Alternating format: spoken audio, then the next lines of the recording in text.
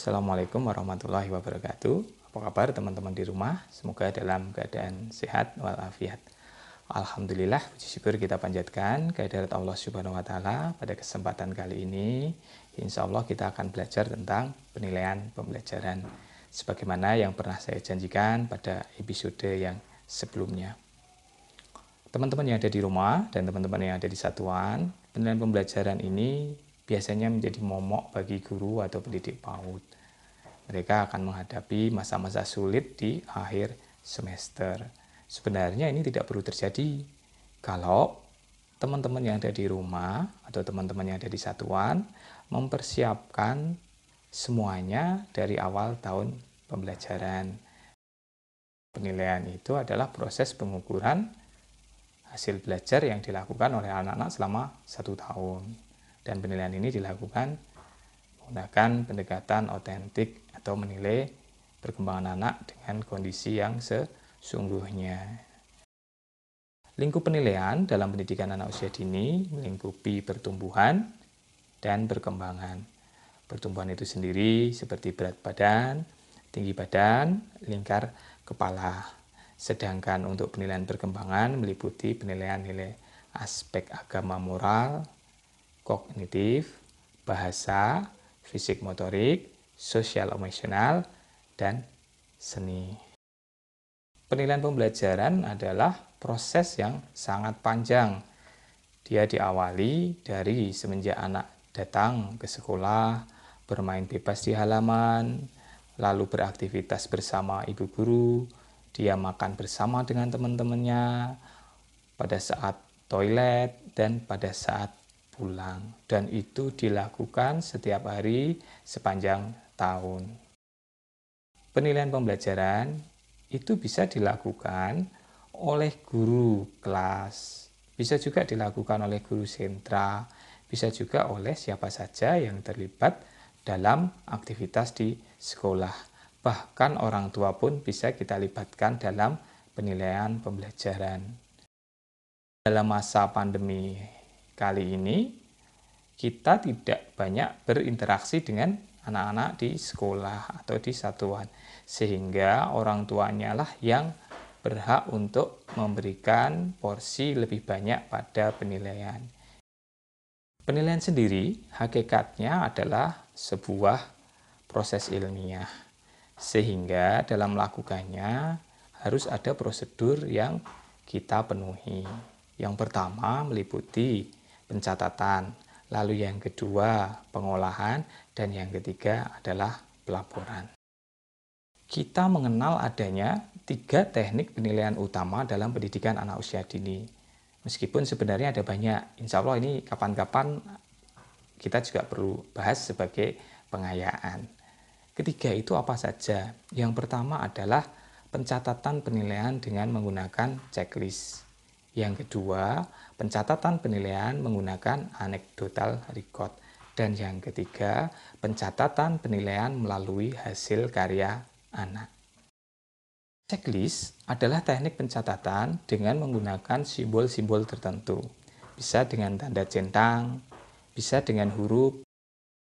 Kalau dalam pendidikan anak usia dini, dalam instrumen checklist yang kita gunakan, kita bisa menggunakan kata BB, MB, BSA, dan BSB. Belum berkembang, mulai berkembang, berkembang sesuai harapan, dan berkembang sangat baik. Checklist adalah bentuk penilaian atau pencatatan penilaian secara tertutup, di mana indikatornya sudah disiapkan oleh guru sebelumnya. Kapan guru membuat indikator? Yaitu bersama-sama dengan pada saat penyusunan rencana pelaksanaan pembelajaran harian. Dalam penyusunan rencana pelaksanaan pembelajaran harian, guru telah menetapkan KD. Guru juga menetapkan tema dan menetapkan kegiatan main. Hari itu ada yang dipelajari oleh guru, ada yang tidak disampaikan atau dieksplor bersama dengan anak-anak. Itulah yang dinamakan dengan materi pembelajaran. Di dalam materi pembelajaran itu ada hal yang dipelajari oleh anak.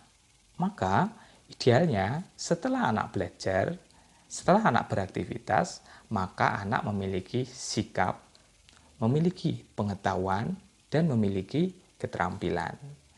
Anak-anak yang memiliki sikap, pengetahuan, dan keterampilan itulah yang disebut dengan anak-anak yang kompeten. Untuk itu, yang dinilai oleh guru hakikatnya adalah kompetensi. Kemudian, guru tuliskan indikatornya dengan menambahkan anak dapat, anak mengetahui, anak terampil, anak terbiasa. Apa tugas guru terhadap checklist? Guru memberikan tanda pada lembar checklist berupa kata-kata BB, MB, BSH, dan BSB. Kata-kata ini dicatat setiap hari untuk setiap anak. Kemudian akan dirangkum atau akan disimpulkan di akhir minggu. Anekdot adalah catatan tentang perilaku anak yang sifatnya adalah narasi atau menggambarkan tentang apa yang ditunjukkan oleh anak, apa yang dilakukan oleh anak, kapan, di mana, kosakata apa yang keluar. Kenapa anekdot diperlukan? Ingat, indikator-indikator dalam checklist itu sudah ditentukan di awal semester. Padahal perilaku anak sering sekali tidak terduga. Apa yang terjadi ketika ada perilaku yang sebenarnya itu adalah informasi penting tetapi tidak terakomodasi di dalam lembar checklist? Maka ini fungsi dari anekdot. Anekdot berfungsi untuk mendukung checklist dalam melakukan pencatatan. Sebagai contoh, hari itu guru tidak menilai, tidak mencatat tentang keterampilan anak-anak berbagi. Namun, hari itu Bu Guru menemukan peristiwa yang sangat istimewa dan penting untuk dicatat, bahwa Ananda Ani hari itu mau berbagi bersama teman-temannya. Maka perlu Bu Guru catat atau teman-teman pendidik catat di dalam catatan anekdot. Usahakan untuk mencatat secara detail dan singkat untuk tidak memberikan penafsiran, bahkan memberikan label. Menurut teman-teman semua, apa yang bisa dinilai dari sebuah hasil kerja anak-anak? Sebagian besar dari kita masih menilai itu hanya aspek seni saja, bahwa gambar anak-anak memiliki warna yang beragam. Gambar anak-anak digambar dengan garis yang sangat lurus. Bagaimana cara mewarnai anak-anak berada dalam lingkaran? Sebenarnya bukan hanya itu. Terlalu miskin kalau yang kita nilai dari hasil karya adalah hanya tentang motorik dan seni. Teman-teman perlu ingat lagi tentang 3 jenis main pada anak usia dini. Main sensori, main peran, dan main pembangunan. Yang akan kita bahas di sini adalah main pembangunan. Apa itu main pembangunan?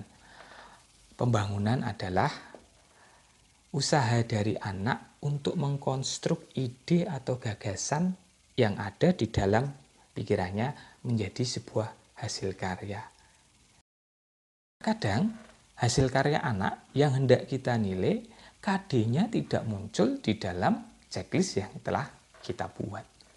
Untuk itu, maka kita tidak menilai hasil karya anak menggunakan lembar checklist, tetapi menilai hasil karya anak pada lembar hasil karya. Atau kita buatkan tabel tersendiri yang dinamakan dengan tabel penilaian hasil karya.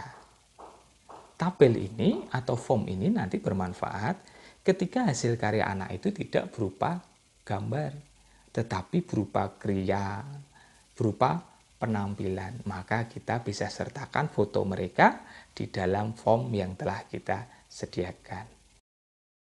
Penilaian yang kita dapat kemudian kita olah secara periodik, yaitu bulanan dan semester.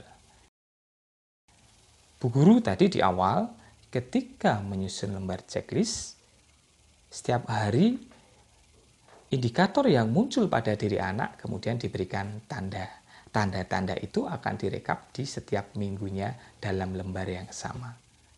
Ketika kita mendapatkan rekaman mingguan, catatan mingguan, maka rekap dari catatan mingguan itu kemudian kita pindahkan ke dalam rekap bulanan. Minggu pertama apa, minggu kedua apa, minggu ketiga apa, minggu keempat apa, kemudian menjadi kesimpulan pada bulan itu. Langkah berikutnya adalah merekap dari penilaian bulanan menjadi sebuah penilaian semester. Ketika sudah menjadi rekapan nilai semester, maka ini akan memberikan gambaran terhadap capaian untuk setiap aspek perkembangan.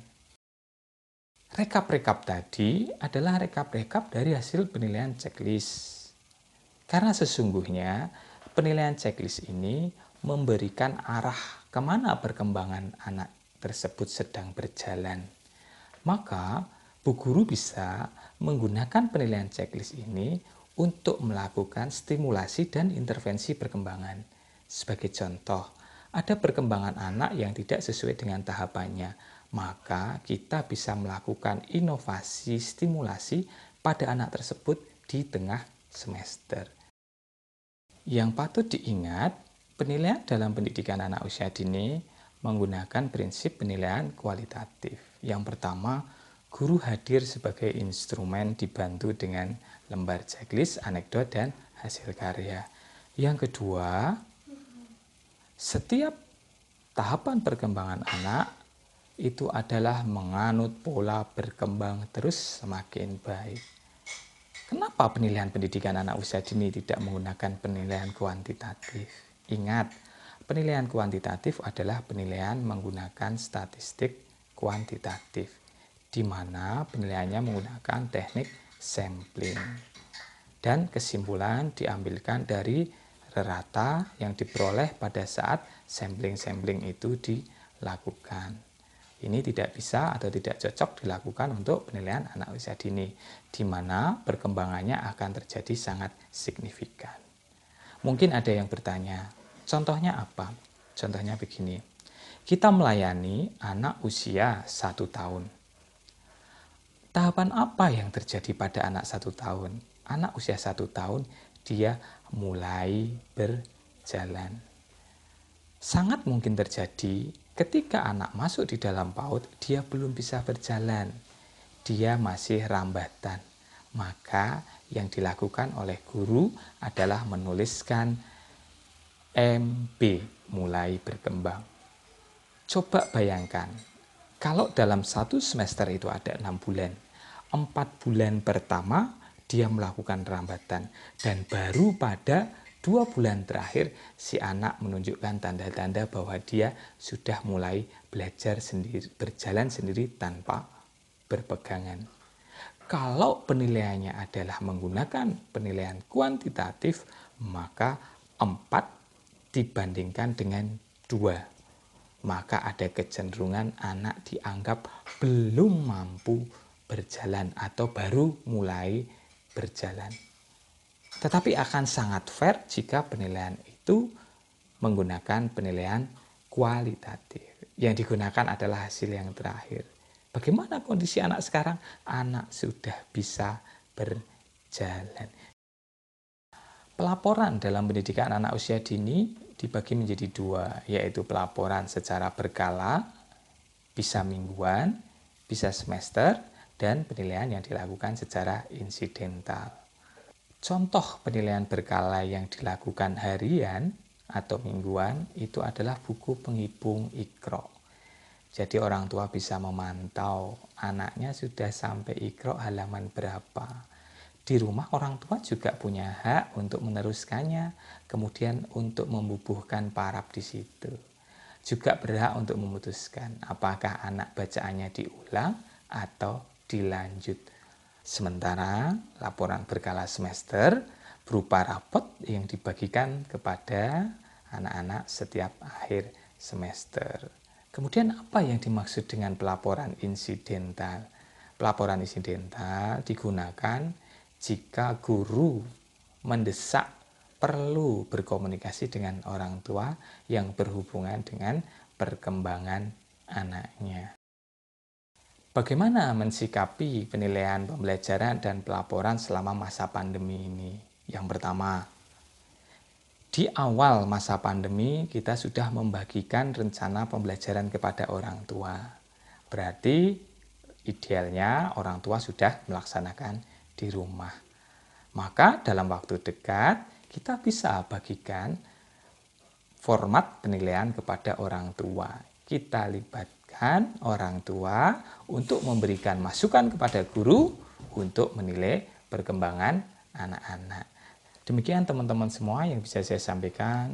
Banyak salah dan kurang, mohon untuk dimaafkan. Alhamdulillahirrabbilalamin. Assalamualaikum warahmatullahi wabarakatuh.